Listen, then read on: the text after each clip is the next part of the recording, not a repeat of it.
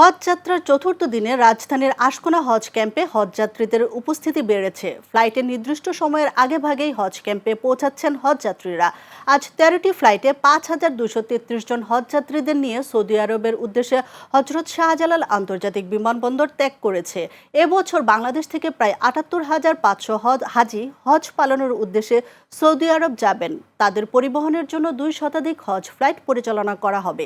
এদিকে এরই মধ্যে গত 3 দিনে 41টি ফ্লাইটে 16,855 জন হাজি সৌদি আরবে পৌঁছেছেন। হজ কর্তৃপক্ষ জানিয়েছে, হাজিদের নিরাপত্তা নিশ্চিত করা এবং সর্বোচ্চ সেবা দিতে তারা সর্বাত্মক চেষ্টা চালিয়ে যাচ্ছেন। আর যাতায়াতরত হাজিরা বলছেন, গত কয়েক বছরের তুলনায় এবছর নিরাপত্তা ও ব্যবস্থাপনা অনেকটাই ভালো। নিরাপত্তা ও সার্বিক ব্যবস্থাপনা নিয়ে সন্তুষ্টি প্রকাশ করেছেন তারা। আমরা নিজেদের জন্য দোয়া করবো, অবশ্যই দেশের দুনিয়ার যত মুসলমান আছে সবার জন্য দোয়া করবো, আল্লাহ যেন সবার দোয়াগুলি কবুল করে। আমরা আল্লাহর কাছে দোয়া করতেছি যে আল্লাহ যেন পরবর্তী যে রাস্তাটুকু আমাদের আছে সঠিকভাবে যেন আমরা পৌঁছাইতে পারি গন্তব্যস্থলে, এটাই আমাদের আল্লাহর কাছে চাওয়া। হজের কাজ আমার ওয়াইফের হলে আমি যাচ্ছি আর কি। আমরা দেশের জন্য দোয়া করবো, নিজের ফ্যামিলির জন্য দোয়া করবো। আল্লাহ যেন আমরা দেশটার শান্তিময় করে, আমরা দেশে আমরা যেন শান্তিতে বসবাস করতে পারি।